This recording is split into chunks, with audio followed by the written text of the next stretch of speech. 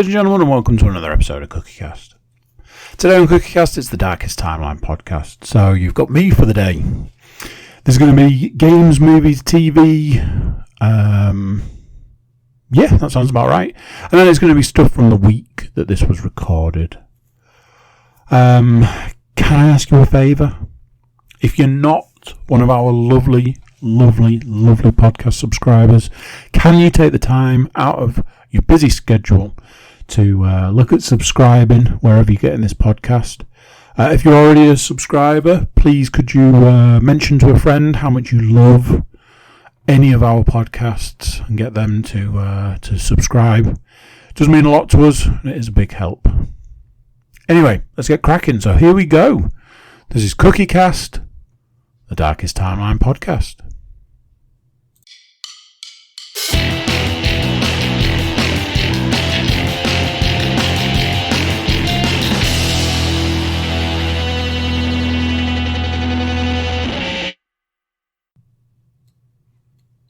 Hey, how you doing? You alright?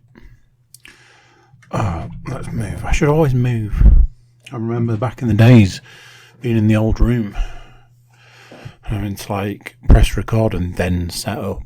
And I always promised myself I would do it the other way around. And now I'm in a different place.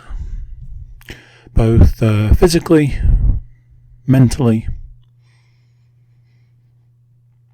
spiritually. How are you doing? You alright? You having a good week? You having a good life? How's it going? You well? Good. Oh dear. I am funky.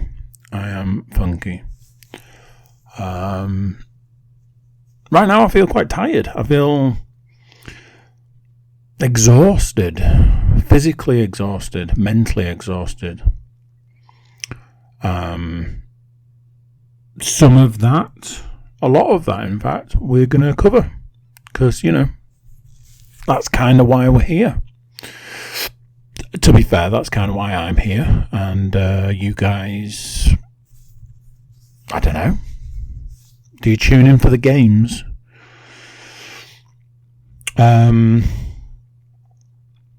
So, first topic, first subject, first thing on the list. I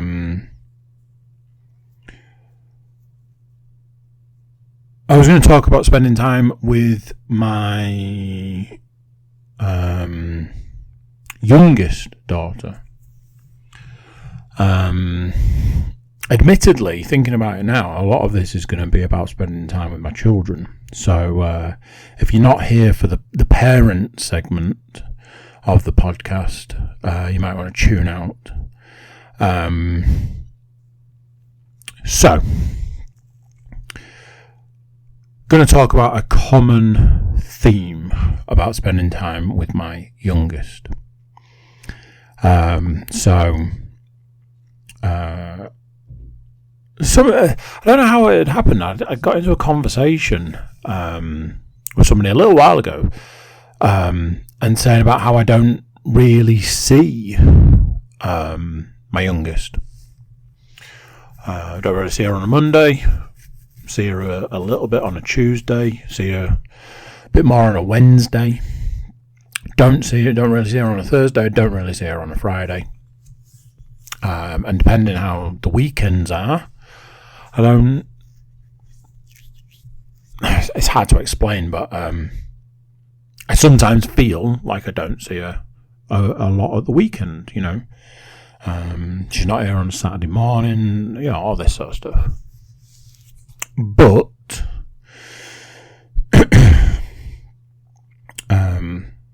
we do get that time. We get that time together on a Wednesday. So she's getting to that sort of age now where she can communicate better. She can you can have a conversation.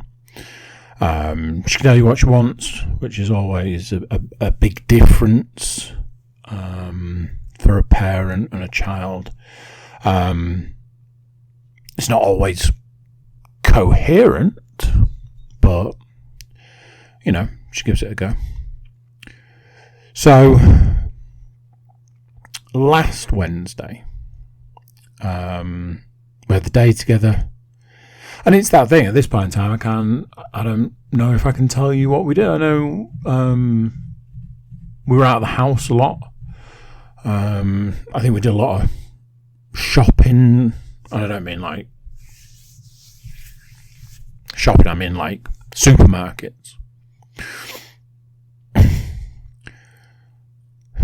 I know we definitely went to a supermarket. I remember that much. Pets at Home. We went to Pets at Home. There was definitely somewhere else. I think we went for a walk in the afternoon. So we spent the whole day together, and we laughed and we joked, and I'm enjoying the age that she's at now. She's reached this age where, like I say, you can have a conversation with her, and we do stuff, and it's a great time. So it's a wonderful time. I managed to take time to enjoy it, to actually to experience it, and to think this is enjoyable. This is an enjoyable time. You have that sort of, I really love this kid, and we're having such fun, and that's that. That's Wednesday, and it's that thing where they go off to bed, and you miss them, and you look forward to sort of when they get up in the morning, and so Thursday comes round, and I'm like, me and my little buddy, we were super tight yesterday. We had such a great day. She's gonna be as excited as I am when she gets up in the morning to have that little bit of time before she goes off for the day. And that was not the case. She wouldn't even say bye. Wouldn't say bye. Wouldn't acknowledge my existence. I'm like stood waving her off, just laughing to myself, like, well, there you go. That's kids for you. That's basically children in a nutshell. I was gutted. I thought we were tight, but apparently not.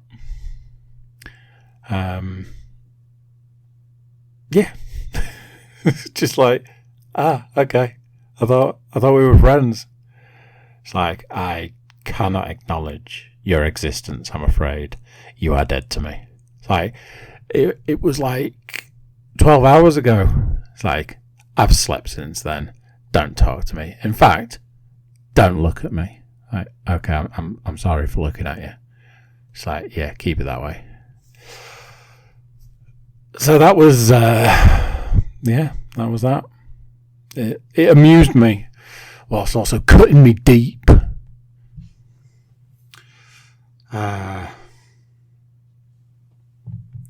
So, as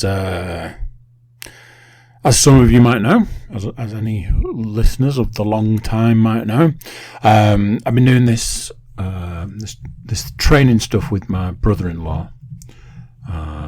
He's been doing a gym assessment, a personal trainer assessment. I've been his guinea pig, and we've been doing it, and it's been going quite well. At least, well, I don't want to jump the gun on this one. It's been good. It's been tough, but improvement has been made. Consistent running, not getting the distance I ideally wanted, not getting the speed, I guess, that I ideally want. But 5 days a week, those shoes go on and I go out the door. Improvement. Working out 6 days a week. Absolutely crushing it. Dropped a couple of stone. Dropped 5-6 notches on the weight belt. I've seen a change in I've gone down a size in clothing. All of that good stuff. The good stuff. So, finally got to the point in time where we had to go and do the assessment. So we went to the gym and we had to look around, which was part of the assessment. And then he spoke to the guy who was doing the assessment. The guy was like, "You don't need to worry. I'm not here to observe you. I'm here to observe him. I won't step in unless it's unsafe." All of this sort of stuff. I'm like, cool. But let's rewind a little. So, obviously, anybody that's been following along knows that I had gone through a little bit of an up and a down with regards to weight loss as far as December was concerned. I thought I was on track for this big weight loss, which I was. I did. And then turned out the scales were broken. As to when they broke, who knows? The new scales are not overly forgiving, and so on and so forth.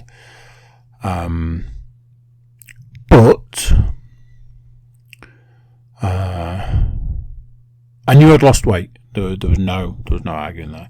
And it's at least a couple of stone. It's at least a size in clothing, if not more. It might be a couple of sizes, which is all good. So I get changed, ready to go and do this assessment, and I was going to go in like a I don't care what I look like in the gym kind of get up. And I think Leanne was a little bit like, you can't go dressed like that. Don't do that. It's like, oh, okay. What should I wear then? She's like, well, if you're going to do some running, wear some running gear. If you're going to do weight stuff, you need to have that maneuverability. I think it was basically the equivalent of put on your your nice clothes to go to the gym. Put your nice gym clothes on. It's like, oh, okay, I'll do that then. So I get dressed in my nice gym clothes. My brother-in-law got in on it as well. He was like, oh, put your nice trainers on. That's not strictly true. It was like, put your running shoes on. Don't put your gym shoes on. It's like, fair point. Okay, going to do some running. Probably a good idea. So I was like, right, I'll just run to the toilet before I go. And I look in the mirror and I'm like, we're a long way off. We're a long way off. We haven't reached our goal. We're not there yet. But as things are going, not looking too bad. You can definitely see a difference, bit of weight loss. Looking like the gym's working for you there. All good. So we go to this gym, we do the look around, then we start the assessment. And why is it that everybody who's in the gym looks like they're the last person that needs to be in the gym? Like, I think there's a part of me that expects or thinks thinks that gyms should be full of like out of shape, people who are out of shape and need to be in the gym to get back into shape, to lead a happy and healthy lifestyle.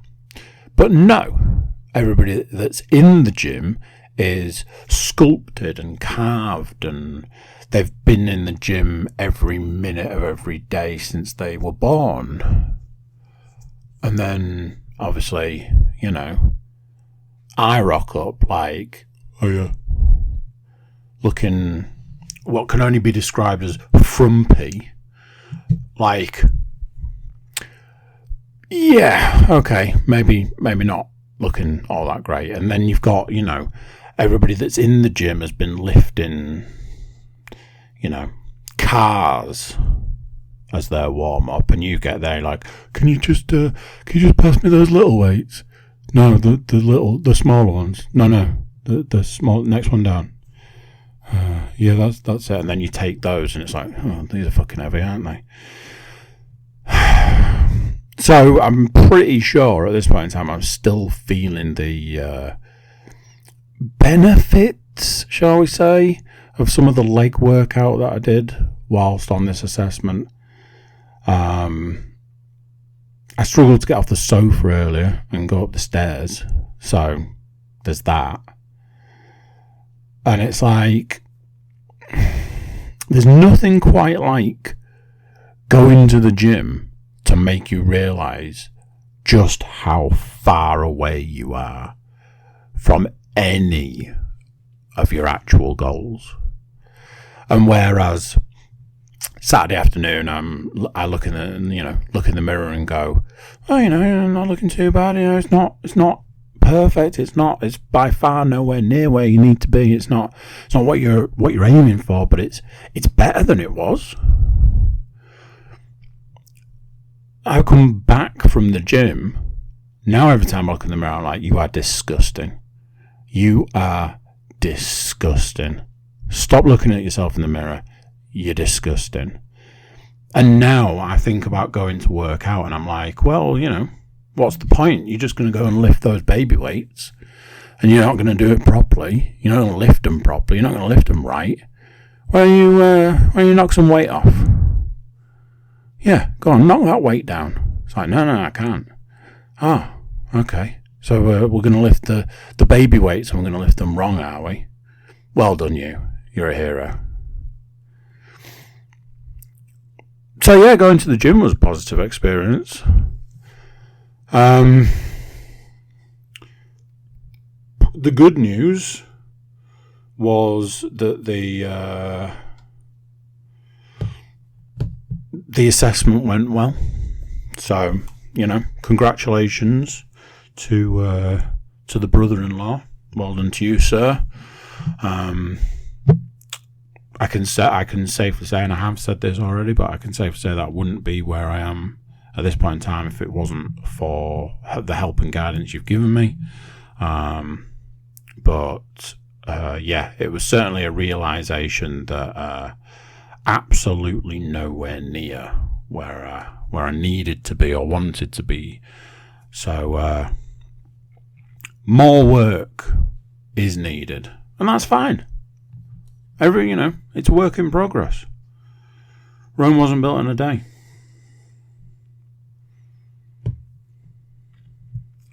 So, I had an experience Saturday and Sunday. Spent the majority of the weekend with my children. Obviously, I had to go and do the previously mentioned assessment. But it was, I don't know, 2 or 3 hours or something. So that was that.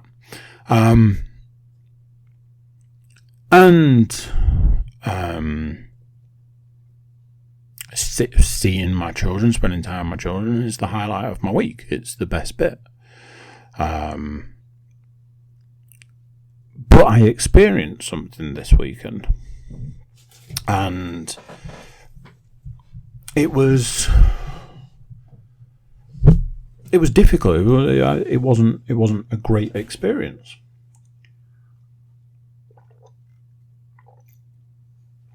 Oh, I'm really thirsty at the moment.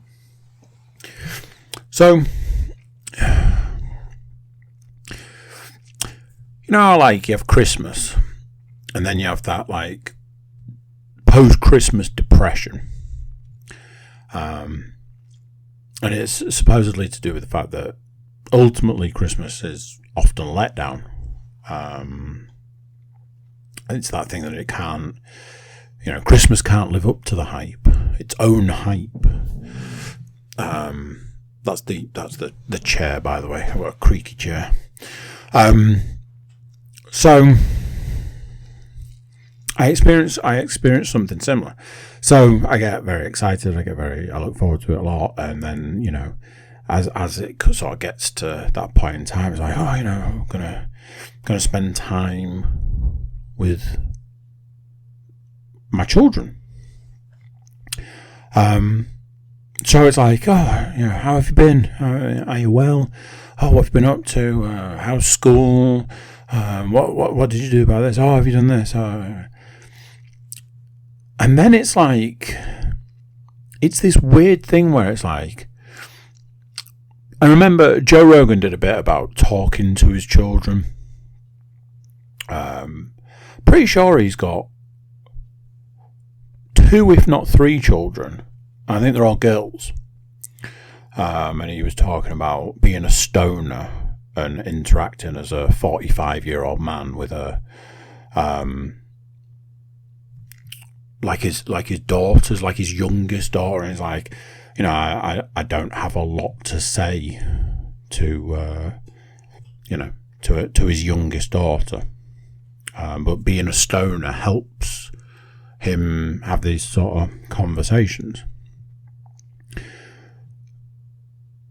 But I was like, I've kind of asked you all the questions that I wanted to ask you. How's school? How's life going? Is it good being back at school? How's your teacher? All that sort of stuff. And then it's like, I haven't got anything else to say. I ain't got any more questions. And me and my eldest, we spent some time. We watched a movie. We read some of the book that we're reading at the moment. And that's all good and great and groovy. And that that's kind of Saturday gone. So come Sunday, I'm like, well, it's all about, we need to do stuff. We need to do some activities so that we're, keeping busy and keeping moving and all of this. So we got activities on the go, and then the next thing, you've got this thing where there's not enough time, there's not enough hours in the day. By the time you've actually got into doing stuff, me and my eldest did some resin making. We were making like jewellery out of resin, like little ornaments and things. And it's super fun, and it's something that we can share together. We played games. We like, me and my eldest have to help my middle daughter with some of the games. Then we played other games. My middle daughter likes to play a bit more than my eldest. She likes to play with like toys and things. So you can interact with her so much, but she's playing, she's off in a little world and stuff, and then that's it, time's over. So I like Saturday night, I'm sitting on my own, and I'm like, oh man, I'm really down. I'm really, I just don't know. It's just, and I felt this real sort of bout of depression, in the sense of that I looked forward so much so to spending time with my children, and then when it actually gets here, it's like, Now I don't know what to do. And then it takes like a day, and you're like, oh no, let's do stuff. We all went out. We all went for a walk. Me and Mel just took the dog for a long walk, but we'll get to that in a bit.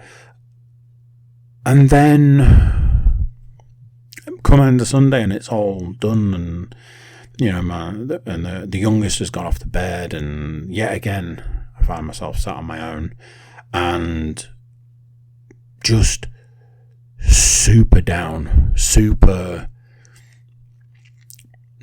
depressed. And I don't like sort of overusing that word and repeatedly using that word, but just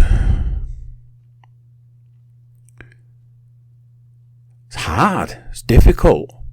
I'm struggling with it all. And I think that keeps coming out in doing these podcasts. I think it's a underlying message that's running through all of this, that I'm struggling with it all at the moment. I'm struggling with I don't know, being a parent, but not in the ways that makes it sound. Like there's not enough time, and there's not enough hours in the day to enjoy being a parent, to enjoy time with my children, to enjoy this experience. And it's all, it's done, and it's over, and it's gone. And it's hard. It's hard to deal with.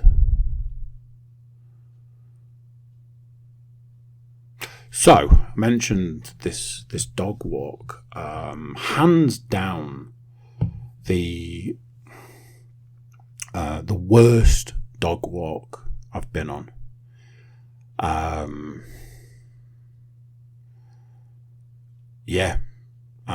am struggling. No, that's not true. It was this dog walk. Leanne was like, oh, it's because everybody's going on the walk, and he doesn't know what's happening, and he doesn't know what's going on. And, like, everybody walks out in front, and then he needs to be in front, and I kind of hoped by now that the pulling on the lead would have subsided and would have become better by now, but I think it's actually worse. And I spend hours upon hours upon hours on the internet, on YouTube, on websites, reading about stuff.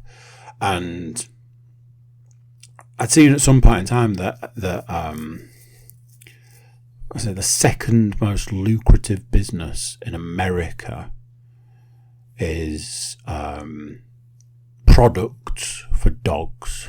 And if you think about like America and the consumerism that's involved, that's crazy to think of.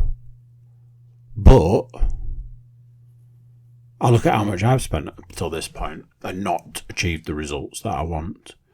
I look at the tools and the devices and the things that I use on an average everyday walk that cost a fortune, and I still haven't got the results that I want. And, it does largely bring me back to why would anybody do this? It's completely baffling to me. I just don't get it. And obviously I take on board that it's probably my fault. I'm probably doing something wrong. But I think I'm X number of books. A dog trainer, which, if I'm honest, looking back in hindsight, I'm not 100. Start that one again. I'm not overly convinced on the dog trainer that I got to come. Like putting the work into practice, there's a lot of stuff that I found wrong with what I was told. And yeah, it's things like I keep watching all this stuff on YouTube and then realising that one of the people that I follow on YouTube never actually teaches you anything. Never tell you anything. Never tell you how to actually do anything. They just talk and talk and talk and talk, and then tell you that you should buy one of their courses. And yeah, I'm starting to think that it's all just yet another money-making scheme. That ultimately doesn't benefit the consumer. Because if it actually worked, then there's no repeat business. Oh, I had a problem walking my dog and you solved that problem. Thanks. Or you did it for free because you offered it on YouTube. Cheers for that. Where's the business there? No. You need the repeat business. But, day in, day out, got to get out there, got to get it done, got to walk the dog. So, it is what it is, I'm afraid.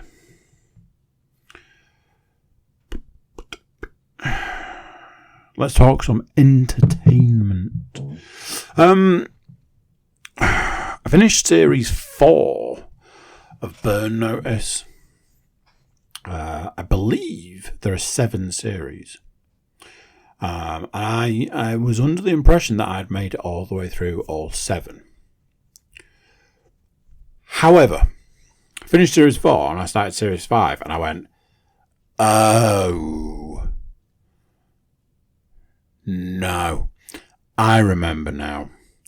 I remember this being the point in time that I completely tuned out of this program. So for anybody that doesn't know, Burn Notice is about a spy who is no longer a spy because he gets burned and spends his time doing jobs for people, is the best way of putting that. He uses his spy knowledge to help people. By series 5, all of that changes. They've kind of taken out the spy stuff, the stuff that made it good, the stuff that made it enjoyable, the stuff like MacGyver kind of stuff, building stuff out of nothing and getting the result. When the A-team got captured, they always got put in a building that always had a vehicle and loads of sheet metal and a welding torch. That kind of stuff. This is like one step removed from that. It's like, oh, how can you use household products to make a bomb? That kind of thing. Well, they seem to have taken all that away. They've replaced it with the main character's got silly hair, and it's like they've sucked all the fun out of it. And I'm pretty sure, I think I watched a couple of episodes this evening. And I'm like, I don't think I've seen these episodes, which means that I'd stopped watching it by this point. So that's not super comforting to think that there's another 2 series of this. 3, if you count the one that I'm watching at the moment. But I have sort of set out on a path to finish this series. So, we'll see. Fingers crossed and all that.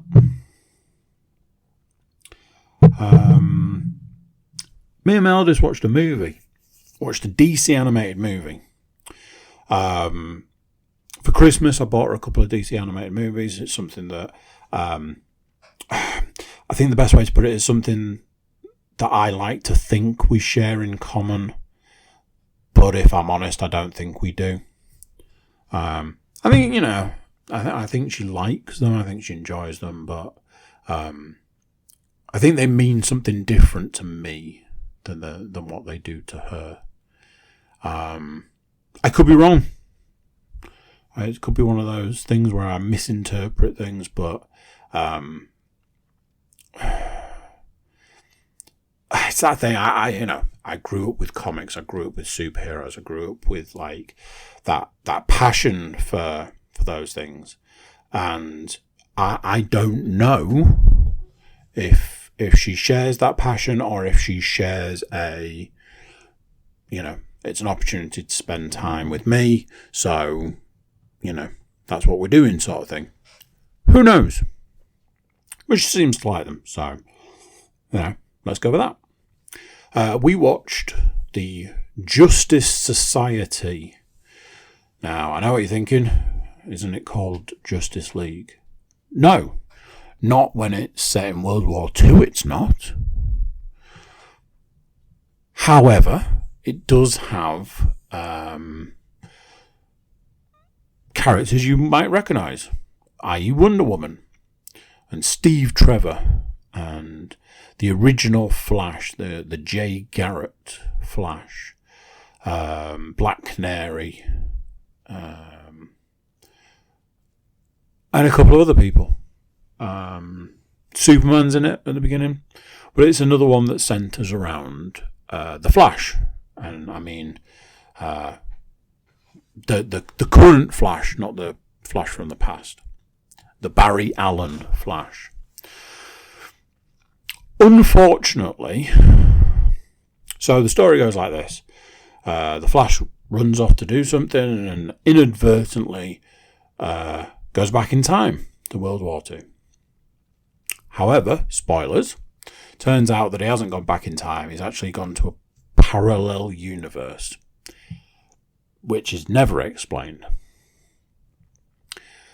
Gets so far through the story and is like, oh, I'm gonna go back home. I'm gonna return home, and runs back to his own dimension. There's a couple of things. I didn't want to say anything to my eldest because I was like, I don't think she needs to know these things. But number one, being in the past or in a different dimension or anything made no difference. He didn't do anything. He didn't change anything. He didn't help overly in any way that they couldn't have done themselves. Again, spoilers. There's a point where they're like, oh my God, we're doomed. What can we do? There is nothing we can do. And then Superman turns up and takes care of it for them. Like, all of it. It's like, okay, there we go. That's that then. And I was like, all right. And then the Flash is like, right, I'm off. See ya. Goes back to his own dimension. And that was that. It's like, this film was completely pointless. Enjoyable though it was, literally pointless. What I did say to my eldest is, there's another film that in a lot of ways is almost identical. So, the Flashpoint Paradox, which I have reviewed before, it's almost the same story. One of those that in the Flashpoint Paradox, he goes and does go back in time, inadvertently changes something and changes the future. It's that story. But it's almost identical. Like, a little bit in that kind of, why did we need it sort of sense. Don't get me wrong, it was an enjoyable watch if you ignore those two things. Now, my eldest hasn't seen the Flashpoint Paradox because it's got a higher age rating and it's violent, like really violent for an animated movie. So she hasn't seen that. She won't be seeing that. So it's a little hard to be like, oh, it's like this. But, so I kind of tried to steer away from that. I asked her if she enjoyed it. She said she did. She said it was nice to see them go to like an actual event, as in World War II sort of situation. And that's all we need to ask for from something like this. She enjoyed it. That was the main thing. It was bought for her as a gift. So she liked her gift.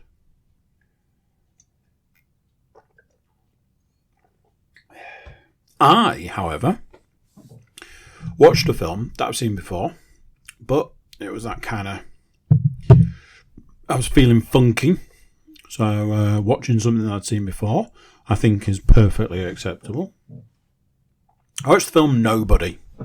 I rented Nobody and reviewed it at the time, but it's one of those that I regretted renting it because I really enjoyed it and I wanted to own it. Luckily for me, Father Christmas was like, here you go. I got you Nobody on 4K. Thank you very much, Father Christmas. So, I watched it again, and I thoroughly enjoyed it. This is a spoiler, so if you haven't seen this film, I'm not going to spoil it too much. I'm just going to re-review something. Originally, when I watched it, I was like, does his wife know what he did for a living before this point in time? Did she know who he was? I even spent time looking it up. I Googled it. I looked at a load of theories and things. And I was, maybe she did. Maybe she didn't. What did she say at that point? Did she know none of this? I watched it a second time and went, oh, she absolutely knew. All the way through it, it's like, oh, she definitely knew about him and his life. And they talk about it. And then at another point in time, they talk about it again. And I was like, how did I miss this the first time round? Obviously, that's, part of the reason that you re-watch stuff. Because sometimes you miss stuff the first time round. Nobody is a great film. I really like that film. I'm glad I own it. I will definitely be watching it again. Having it on 4K, there was some deleted scenes. Deleted scenes were quite interesting. I enjoyed watching those. So yes, a good gift. Another good gift. Talk some computer games. I feel like I've played loads. Looking at the list here, there's 4 games here. Firstly, let's talk about Guardians of the Galaxy. I finished it, as I think I'd spoken about last time. I felt the end was near, and it was, and I finished it. The ending was quite long, quite drawn out, not in a bad way. Just it was good.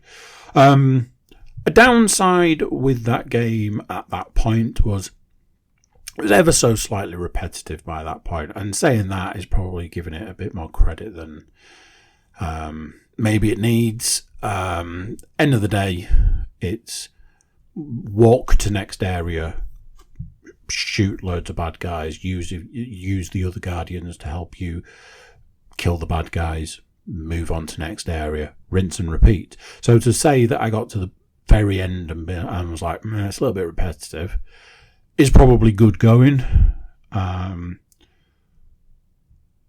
But as a game, I can't say enough good things about that game. I think largely because it was a surprise of how good it was. Obviously, we've had the Avengers game, which just crashed and burned, and apparently the people that made that game decided the way to save it was to make it worse at every single turn. You've got the fact that it's a single-player game, which never goes down well with the populace these days. You've got the fact that you only play as one of the Guardians, when all of the other Guardians are better.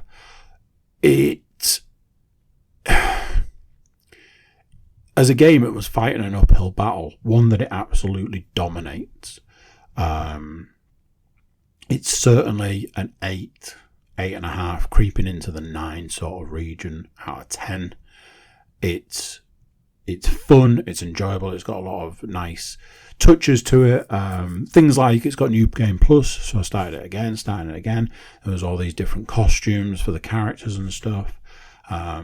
So it's it's fun and nice to put those characters in different costumes. They don't affect the game in any way. It's just fun to sort of mix it up that way. It's a game I'd absolutely recommend. So yeah, that's Guardians of the Galaxy. I'm still plugging away at Riders Republic. Ubisoft's answer to Forza Horizon and Steep. I think I said if Forza Horizon and Steep had a baby, it would be Riders Republic. Again, I'd have to do a touch wood because I can't say I've finished it. I'm still plugging away at it. Really good, really enjoyable. Plenty to do, which seems to be quite a good thing. There's lots to do, lots to enjoy, lots of different things. I've unlocked probably like 2 or 3 different sports since we last spoke about this game. I think I've got bike tricks.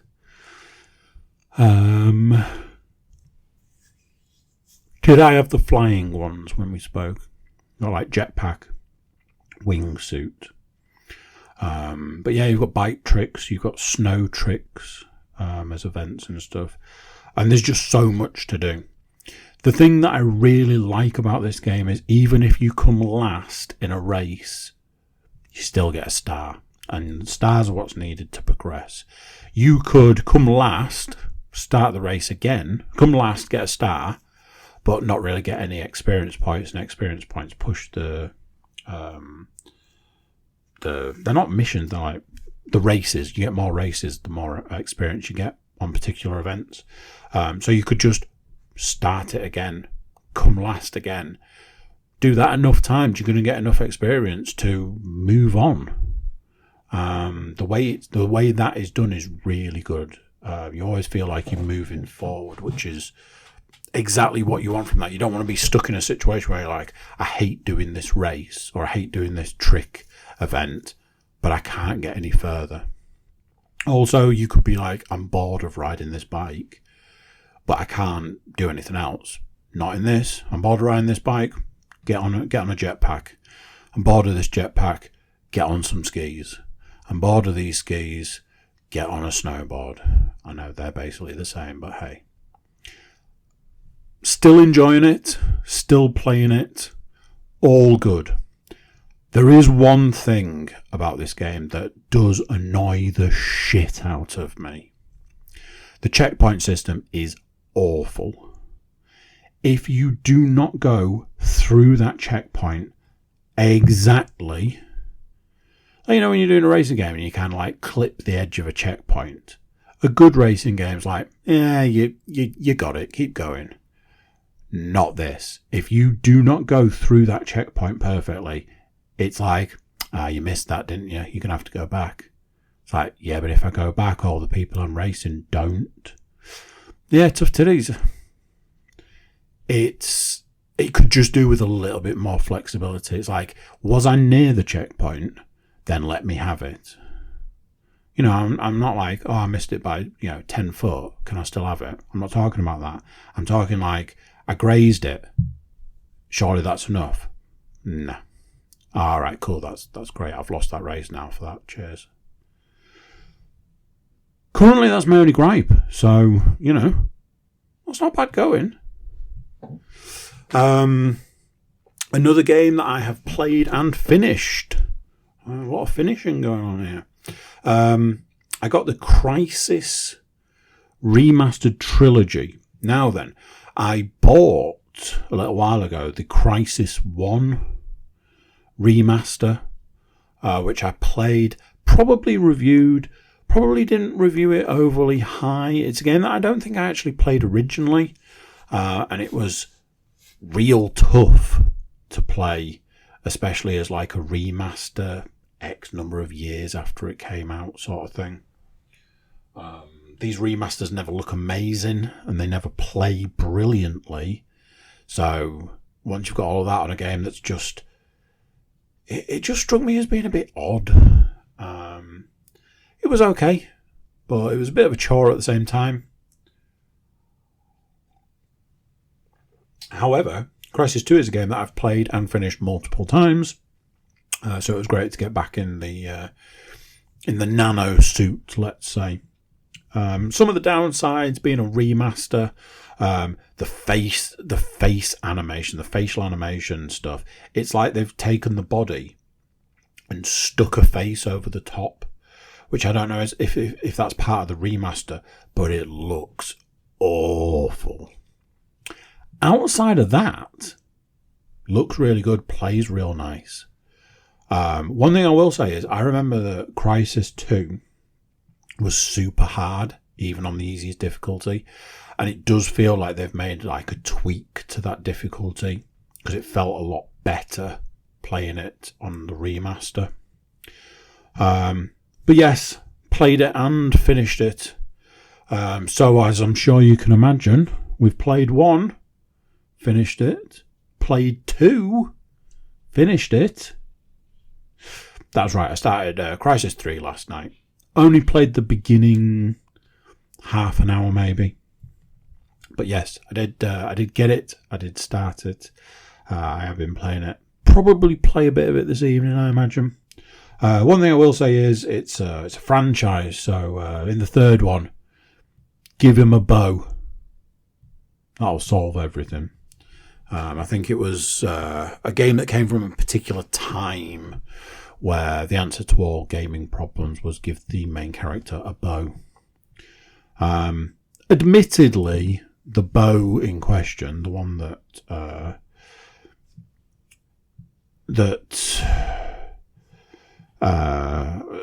Prophet, I think he just goes by Prophet now. It's super cool. They explain it to you, and it's like because he's super powered, the bow's super powered. So it's very much a one-shot kill kind of thing, even if it's not a headshot.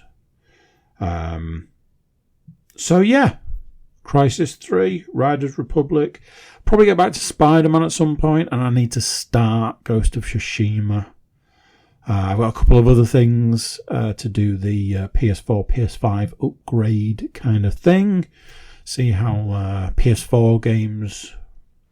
I'll see how more PS4 games run on the PS5.